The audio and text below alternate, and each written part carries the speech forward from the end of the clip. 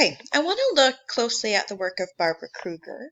Um, and she was born in 1945 in New Jersey. She's an American conceptual artist, and conceptual art sort of predates street art. It's actually very similar. There's ideas behind it. Conceptual art is not necessarily about the skill about how well realistically you can paint something, but the ideas behind the art. So I'm not really sure what the difference between conceptual art and street art. Conceptual art, well, in terms of Barbara Kruger's work, conceptual art, like street art, is both about ideas. Street art is more in the street, perhaps. Conceptual art is more in galleries. However, when you look at some of the stuff that Shepard Fairey or even Banksy does, a lot of it actually, just because it's done in the street, is conceptual art. Her idea is that she's looking at feminist culture and she's critiquing it. She also talks about consumerism. But the idea, and she looks at stereotypes. And so what she does is she takes images from the mass media and she put text over top of it. And she's well known for her black and white and red accented font, which is a Futura bold font. So the concept that she uses is something called juxtaposition, which means that, so again, she has her mass media images that she's finding, and she juxtaposes it with font that gives it a different type of meaning. So the slogans that she puts over top of her images don't necessarily relate to the original intent of what the image was, but it changes its meaning in the end. Now, as an artist, she's sort of ahead of her time, and I think this is why conceptual art, and especially people like Barbara Kruger, actually sort of gave rise to street art. She uses language in her artwork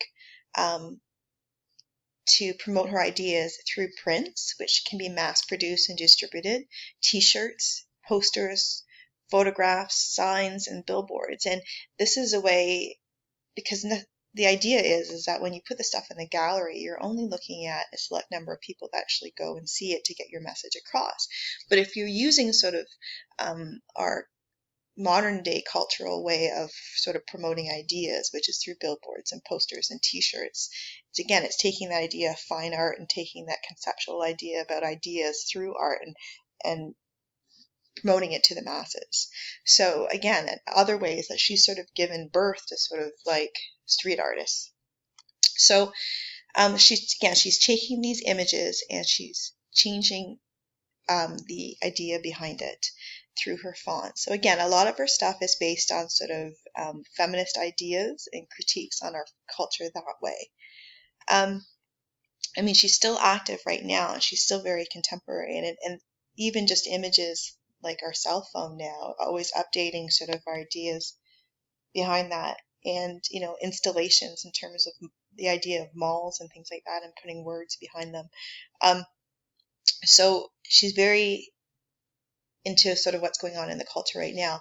A lot of her stuff now is sort of shifted into sort of a critique of consumerism, right, and the way that we communicate with each other and the way that consumerism sort of gives rise to power in our culture. And now, something that when you're looking at Barbara Kruger's work, you may be looking at it and going, oh, that reminds me a lot of Supreme. Did Barbara Kruger steal Supreme's work?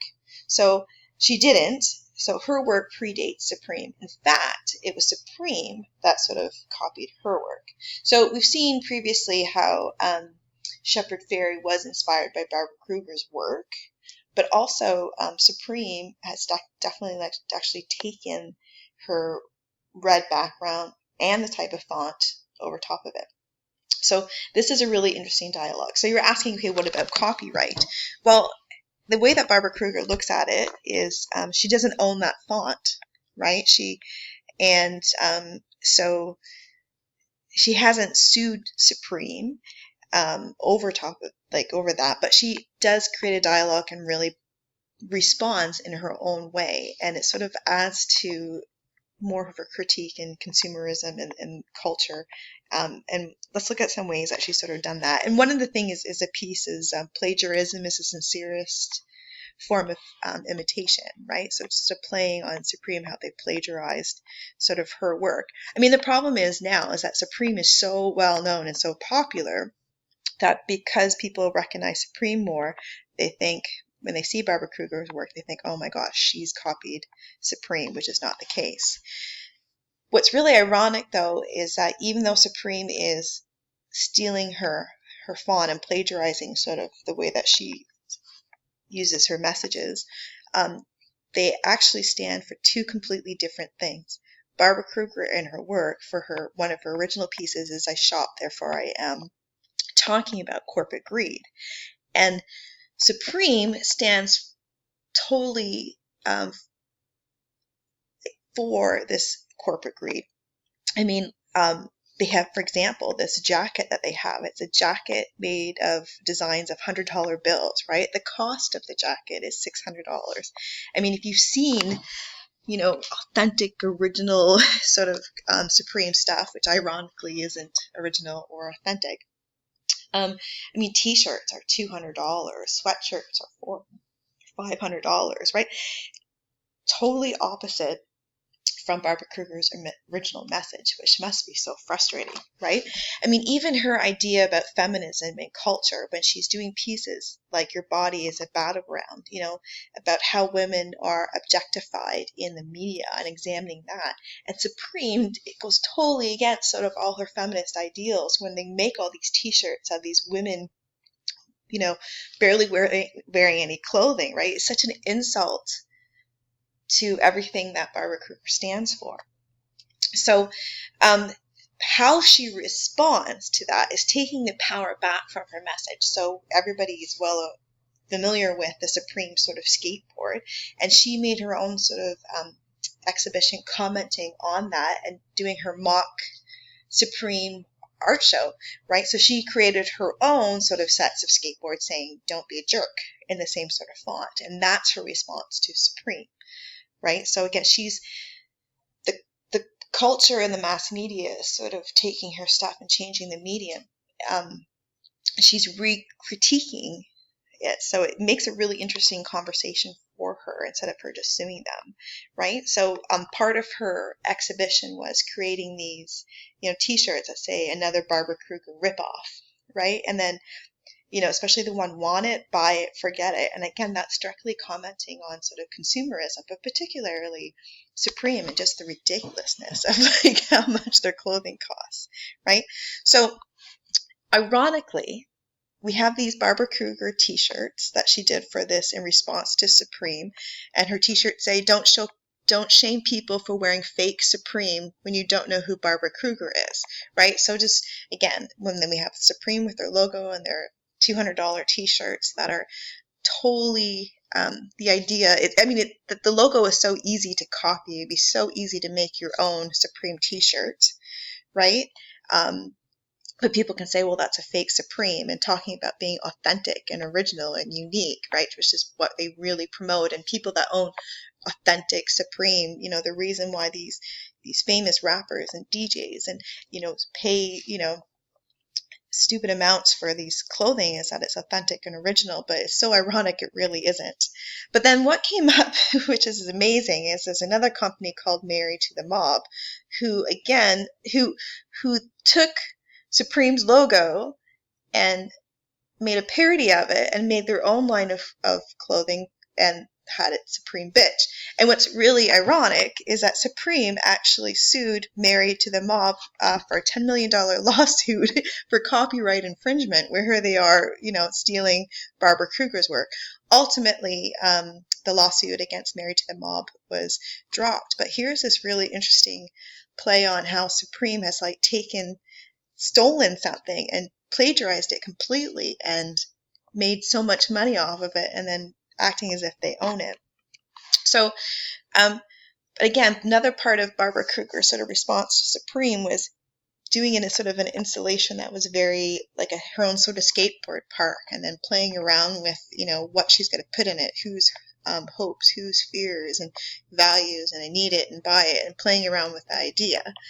Now, what's really interesting, though, again, playing on that idea of stealing ideas and plagiarism and copyright, is in China, they actually have a Supreme skate park, and it's a Supreme store, but it's a bootleg store. So Supreme doesn't have a copyright on their product in China, so China is able to launch their own Supreme bootleg store. So is it authentic? I mean, it's printed the same way, but anyway, so again, so there's all these different playings on sort of this idea that, affects so many people. It's a really interesting thing. Now, I mean, this concept of reusing images and recycling them and taking other people's stuff and giving it new meaning comes, over the past 100 years from Marcel Duchamp, when we looked at him taking the mural or taking the urinal for the ready-made and just changing the view, putting a different name on it and putting it in a different space, right? In an art gallery, taking, the Mona Lisa and giving it a new name and just, sort of vandalizing it and putting like a mustache and a goatee on it. It's changing the meaning and it's critiquing sort of the past, and it's critiquing our society and our culture and making us see things a different way.